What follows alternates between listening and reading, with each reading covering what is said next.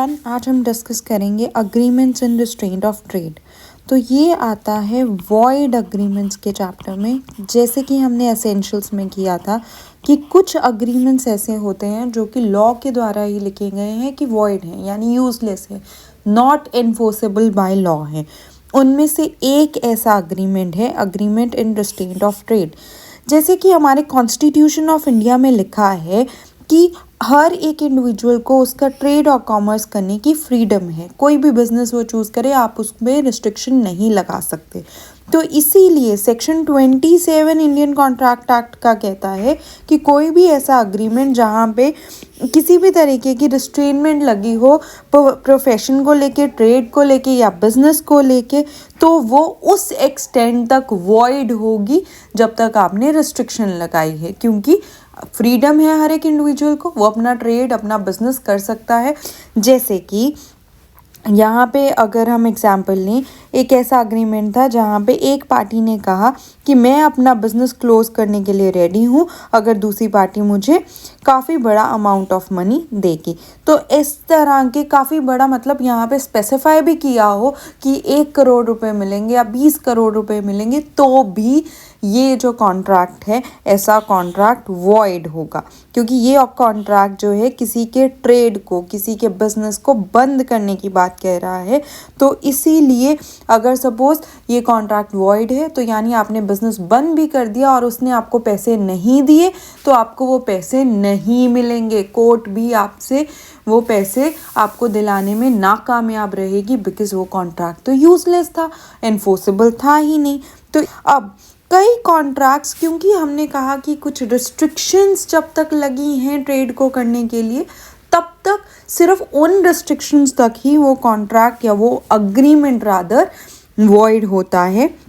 But अगर कोई trader अपने राइट को रेगुलेट करने के लिए, अपने राइट के लिए कुछ खुद से थोड़ी सी चीज़ों में रिस्ट्रिक्शन लगा रहा है, तो उस एक्सटेंड तक वो जो रिस्ट्रिक्शंस हैं वो वॉइड नहीं होंगी। क्योंकि ये जो लॉ होता है, जो ये चीज़ें, जो बिज़नेस है, बिज़नेस में इतनी ज़्यादा कॉम्प्लेक्सिटीज़ हैं, तो हमारे को ये नोट डाउन करना पड़ेगा कि किस एक्सटेंड तक ये जज को समझने की ज़रूरत होती है। या जब आप ये टॉपिक करते हो तो आपको ये पता होना चाहिए कि कहाँ तक आप जो है ऐसी रिस्ट्रिक्शन लगा रहे हो कि आप दूसरे की या खुद की फ्रीडम को, अपने जो अपनी स्किल है, आपका हार्ड वर्क है, उसको रोकने के लिए आप ये कॉन्ट्रैक्ट एंटर कर रहे हो। और कहाँ तक ये कंडीशंस लग रही हैं ताकि अब आपने रिस्ट्रिक्शंस लगाई ताकि आप अपने बिजनेस को बढ़ा सको। ये दोनों में अगर हम बात करें बहुत कम डिफरेंस है। जैसे एग्जाम्पल के तौर पे समझते हैं, एक पर्सन ने कहा, सपोज ए पर्सन था, ए पर्सन ने कहा कि मैं सारी गुड्स उस तरीके से प्रोड्यूस करूँगा कि सारी की सारी गुड्स मैं सिर्फ तुम्हारे को ही दूँ। ठीक है, सपोज बी के साथ ये कॉन्ट्रैक्ट हुआ, लेकिन ए ये रिस्ट्रिक्शन भी लगा सकता है क्योंकि मैं अपनी सारी क्वांटिटी बी को सेंड कर रहा हूँ, तो बी की बाउंडेशन है कि वो सारी की सारी क्वांटिटी को एक्सेप्ट करना पड़ेगा। ठीक है, तो इस तरीका का अग्रीमेंट जहाँ पे आप क्या कर रहे हो, ये बिजनेस को बढ़ाने का कॉन्ट्रैक्ट है। इसमें आप चाहे उस पर्सन पे रिस्ट्रिक्शन लगा रहे हो कि उसको आपकी सारी क्वांटिटी खरीदनी पड़ेगी, बट इससे बिजनेस फ्लरिश हो रहा है, ये बिजनेस को रिस्ट्रेन करने का कॉन्ट्रैक्ट नहीं है, तो ये कॉन्ट्रैक्ट एक वैलिड कॉन्ट्रैक्ट है।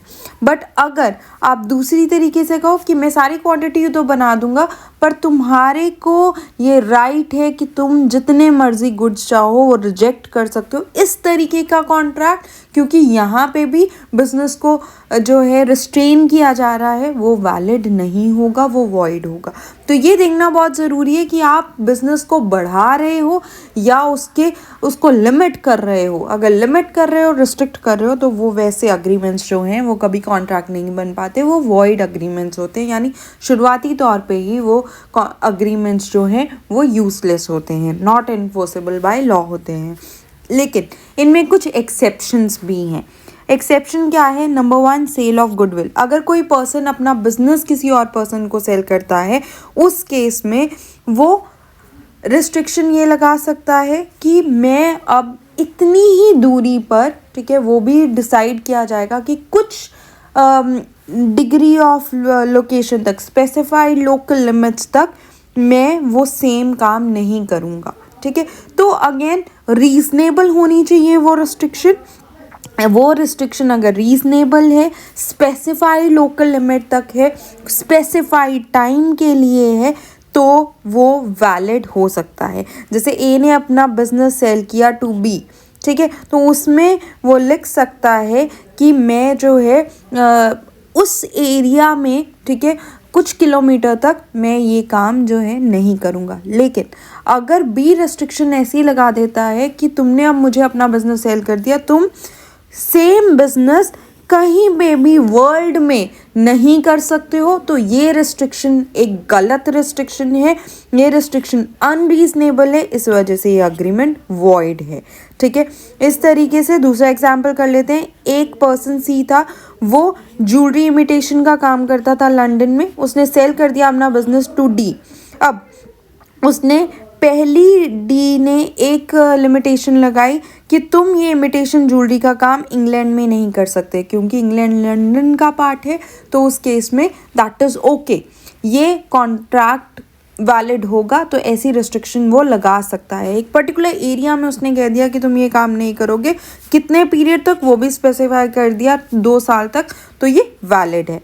लेकिन कुछ टाइम बाद उसने रिस्ट्रिक्शन लगाई कि तुम रियल ज्वेलरी का काम भी नहीं कर सकते इंग्लैंड में। नाउ क्योंकि उसका काम तो इमिटेशन ज्वेलरी का था, उसने अपना बिजनेस सेल कर दिया, तो वो रियल ज्वेलरी का काम तो इंग्लैंड में कर सकता है। ये रिस्ट्रिक्शन लगाना अनरीजनेबल है, वॉइड है। या फिर ऐसी रिस्ट्रिक्शन लगाना कि तुम रियल और इमिटेशन दोनों तरीके की ज्वेलरी फॉरेन कंट्रीज़ में भी सेल नहीं कर सकते, चाहे सारी फॉरेन कंट्रीज़ नहीं कहा, स्पेसिफाई की गई हैं फॉरेन कंट्रीज़, तो वो जो है रिस्ट्रिक्शन अनरीजनेबल है, वो तरह का अग्रीमेंट भी वॉइड अग्रीमेंट होगा। दूसरा क्या है, पार्टनर्स अग्रीमेंट। पार्टनरशिप में पार्टनर्स एक दूसरे पे रिस्ट्रिक्शन लगा सकते हैं। अगेन वो रिस्ट्रिक्शन रीजनेबल होनी चाहिए, कुछ पर्टिकुलर टाइम लिमिट के लिए होनी चाहिए, कुछ स्पेसिफाइड लोकेशन के लिए होनी चाहिए, तो ही वो जो है अगर रीजनेबल होगी तो ही वो अग्रीमेंट वैलिड होगा, तभी वो वैलिड कॉन्ट्रैक्ट बनेगा, अदरवाइज वो वॉइड हो जाएगा।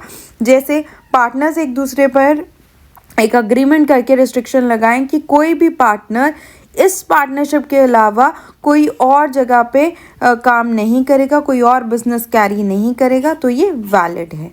दूसरा, एक अग्रीमेंट अगर पार्टनर दूसरे पार्टनर से कर लेता है कि जब रिटायरमेंट होगी तो रिटायरमेंट के बाद भी ऐसा सिमिलर बिजनेस रिटायर्ड पार्टनर कुछ स्पेसिफाइड पीरियड के लिए विद इन लोकल लिमिट्स, ये नहीं कि आप पूरे इंडिया में ही कह दो कि आप ये बिजनेस कर ही नहीं सकते आफ्टर रिटायरमेंट, और कुछ लोकल लिमिट तक, कुछ स्पेसिफाइड पीरियड टाइम तक आप ये काम नहीं कर सकते, तो ये रिस्ट्रिक्शन भी वैलिड होगी।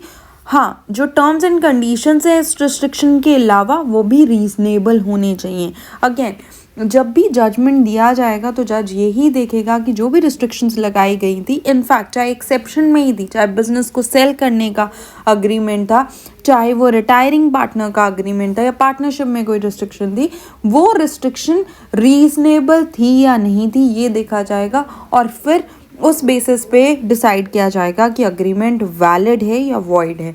दूसरा, अगर पार्टनर्स एक दूसरे के साथ अग्रीमेंट करते हैं कि जब भी फर्म जो है डिसॉल्व होगी, ख़त्म होगी, तो उस केस में कुछ पार्टनर्स या सारे के सारे पार्टनर्स सिमिलर बिजनेस कुछ स्पेसिफाइड टाइम पीरियड के लिए, स्पेसिफाइड लोकल लिमिट्स तक आप सेम बिजनेस को नहीं चला सकते कुछ टाइम पीरियड के लिए, ठीक है। अगेन आई एम रिपीटिंग कि provided restrictions imposed are reasonable, जितनी भी रिस्ट्रिक्शन लगाई हुई है वो रीजनेबल होनी चाहिए। ये नहीं आपने कह दिया कि आप लाइफ टाइम तक ये जो है फर्म डिसॉल्व होने के बाद आप ये काम कर ही नहीं सकते, वो अनरीजनेबल होगा। तो आप 2 साल का टाइम पीरियड दीजिए, 6 महीने का टाइम पीरियड दीजिए, तो उस केस में ऐसी रिस्ट्रिक्शन आप लगा सकते हो। नेक्स्ट, अगर पार्टनर या जिसको आपने फर्म सेल की है वो बायर, दोनों एक दूसरे के साथ अग्रीमेंट करते हैं कि जिस पार्टनर ने फर्म सेल कर दी है वो पार्टनर कुछ स्पेसिफाइड टाइम पीरियड के लिए स्पेसिफाइड लोकल लिमिट्स में सेम बिजनेस नहीं शुरू करेगा, तो वो भी रिस्ट्रिक्शन अगर रीजनेबल है तो वो वैलिड होगी। नेक्स्ट है ट्रेड कॉम्बिनेशंस। ट्रेड कॉम्बिनेशंस का मतलब क्या है? अब हम बात कर रहे हैं कि आप बिजनेस को बढ़ाने के लिए, ठीक है, आप ऐसे रिस्ट्रिक्शंस लगा सकते हो। अब इस केस में अगर आपका ऑब्जेक्ट है, अगर आपका पर्पस है कि बिजनेस को और बढ़ाना, उसको रिस्ट्रेन करना, उस पर लिमिट लगाना नहीं है, तो वो जो अग्रीमेंट आप करोगे वो एक वैलिड अग्रीमेंट माना जाएगा। जैसे कि कुछ लोगों ने कुछ जो सिमिलर बिजनेस कर रहे थे, उन्होंने डिसाइड कर लिया एक अग्रीमेंट बना के कि हम इससे कम प्राइस पे नहीं सेल करेंगे, वैलिड है वो भी, ठीक है। हम अपने प्रॉफिट्स को पूल करेंगे, वैलिड है वो भी, ठीक है। हम अपने प्रॉफिट्स को कुछ सर्टेन प्रोपोर्शन में डिवाइड करेंगे, वैलिड है वो भी, ठीक है। तो ये सारे क्योंकि चीज़ें की क्यों जा रही हैं, कुछ ऐसे अग्रीमेंट बन रहे हैं जिससे बिजनेस और प्रमोट किया जाएगा। हाँ, इसमें देखना बहुत ज़्यादा इम्पॉर्टेंट है कि आप कुछ ऐसा अग्रीमेंट ना कर रहे हो जिससे आपकी मोनोपोली हो रही हो, ठीक है, क्योंकि वो कंपटीशन एक्ट 2002 के अंडर आता है। तो वो कंपटीशन एक्ट के अंडर आप मोनोपोली क्रिएट नहीं कर सकते या ऐसा अग्रीमेंट नहीं कर सकते जिससे ना चाहते हुए भी आपकी मोनोपोली क्रिएट हो रही है, तो उस केस में वो चीज़ वैलिड नहीं होगी। बट अगर आपका इंटेंशन मोनोपोली क्रिएट करना नहीं है, आपका इंटेंशन बिजनेस को रेगुलेट करना है, तो वो इस तरीके के अग्रीमेंट्स भी वैलिड होंगे। नेक्स्ट है negative stipulations in service agreement.